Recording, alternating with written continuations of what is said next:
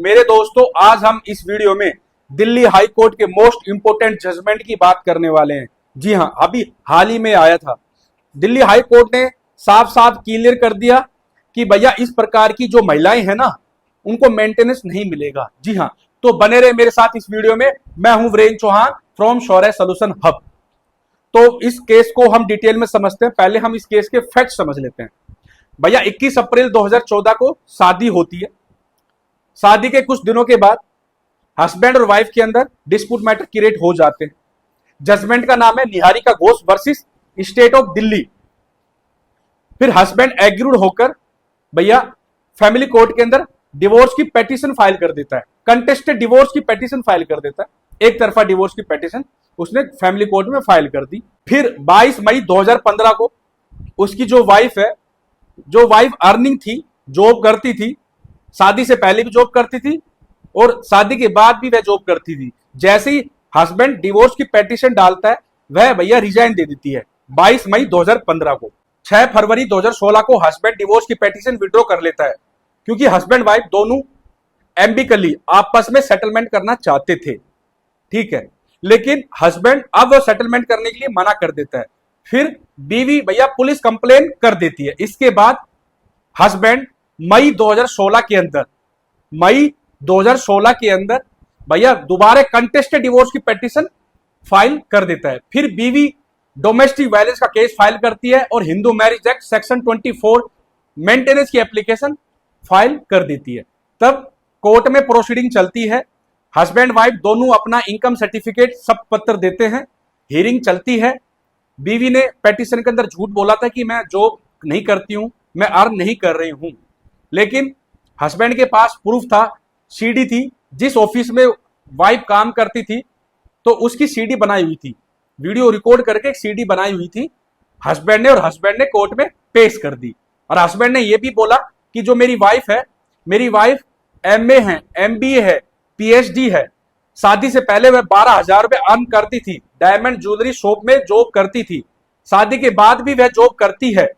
जी हाँ, उदित राज के ऑफिस में वह जॉब करती है कनॉट प्लेस के अंदर। तो हस्बैंड ने भैया सबूत भी दिया था। जब वाइफ को इस सीडी के बारे में कन्फ्रंट करवाया गया तो वाइफ ने कन्फेस किया कि वह उस ऑफिस में काम करती है, लेकिन वह मेरे दोस्त का ऑफिस है, मैं तो ऐसे ही टेक केयर करने ऑफिस जाती हूं।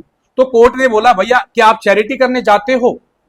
चैरिटी करने तो जाते नहीं हो। अगर चैरिटी करने जाते हो तो आप मेंटेनेंस की एप्लीकेशन फाइल नहीं करते। समझ रहे हो? तो उस प्रकार से ये फैक्ट रखे गए।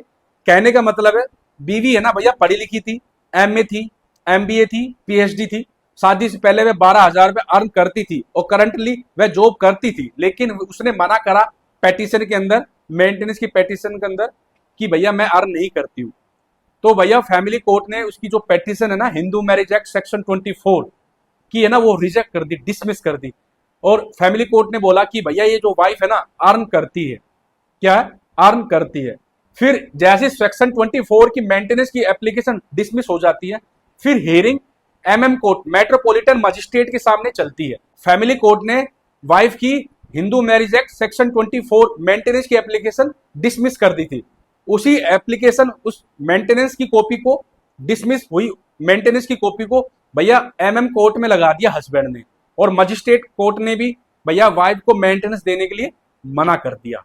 फिर बीवी चली जाती है सेशन कोर्ट। डोमेस्टिक वायलेंस का जो केस फाइल किया था ना एमएम कोर्ट में सेक्शन 12 के तहत, तो भैया वो डिसमिस हो गई। इसके बाद वह अपील में गई, सेशन कोर्ट में गई। तो सेशन कोर्ट ने भी भैया उसकी अपील को रिजेक्ट कर दिया, डिसमिस कर दिया।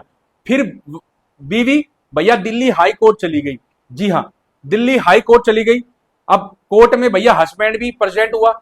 दिल्ली हाई कोर्ट में भैया हस्बैंड भी प्रेजेंट हुआ। हस्बैंड ने वही दलीलें दी कि भैया फैमिली कोर्ट में मेरी वाइफ ने झूठ बोला, मेरे पास सबूत है, मैंने सबूत दिया फैमिली कोर्ट में। मेरी वाइफ एमए है, एमबीए, पीएचडी है, शादी से पहले 12,000 रुपए अर्न करती थी और अब अभी भी अर्न करती है, लेकिन इसने झूठ बोला और मैंने सीडी कोर्ट में पेश की थी। अब सारे दलीलें, तर्क सुना दिल्ली हाई कोर्ट ने। वाइफ की भी बातें सुनी और हस्बैंड की भी बातें सुनी, सारी चीजें स्टडी की, ऑब्जर्व किया। इसके बाद फिर दिल्ली हाई कोर्ट ने मोस्ट इंपोर्टेंट बात बोली कि जो वाइफ कैपेबल टू अर्न है, जो बीवी कमा सकती है, जो पढ़ी लिखी है, जो उच्च शिक्षा ले चुकी है तो उसको हस्बैंड मेंटेनेंस नहीं देगा। जी हाँ। और दूसरी बात, इस बीवी ने झूठ बोला मेंटेनेंस के केस में कि मैं अर्न नहीं करती हूं, और वो अर्न कर रही थी। और हस्बैंड ने भैया सीडी भी पेश की थी फैमिली कोर्ट में, और उसका फैमिली कोर्ट में उसका मेंटेनेंस डिसमिस हो गया, और मजिस्ट्रेट कोर्ट में भी डिसमिस हो गया, सेशन कोर्ट में भी डिसमिस हो गया। अब वह दिल्ली हाई कोर्ट में आई है और हम भी इसकी मेंटेनेंस की पिटीशन डिसमिस करते हैं।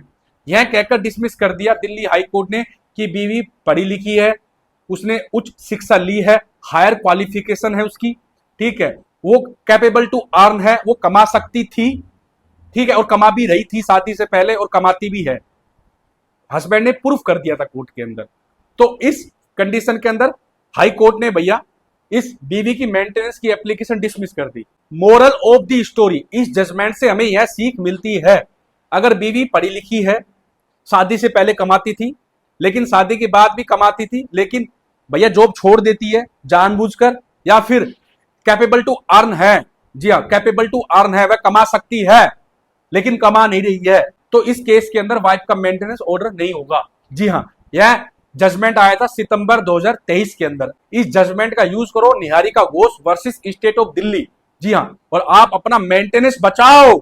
अगर आपकी वाइफ पढ़ी लिखी है, पहले कमाती थी लेकिन अब नहीं कमाती है, या कैपेबल टू अर्न है, वह कमा सकती है, तो आप कोर्ट में प्रूफ कर दें, जी हां, कि आपकी वाइफ पढ़ी लिखी है, समझदार है और कैपेबल टू अर्न है, वह कमा सकती है, जानबूझकर नहीं कमा रही है, या फिर वह कमाती थी, उसने जानबूझकर जॉब छोड़ दी है। अगर आप ये कोर्ट में ये प्रूफ कर देंगे तो भैया आपका मेंटेनेंस ऑर्डर नहीं होगा। अगर फिर भी होता है तो इलीगल है, तो आप हाई कोर्ट और सुप्रीम कोर्ट जा सकते हैं। दोस्तों वीडियो कैसी लगी? अगर अच्छी लगी तो लाइक कर दे, शेयर कर दे, सब्सक्राइब कर दे। Thank you.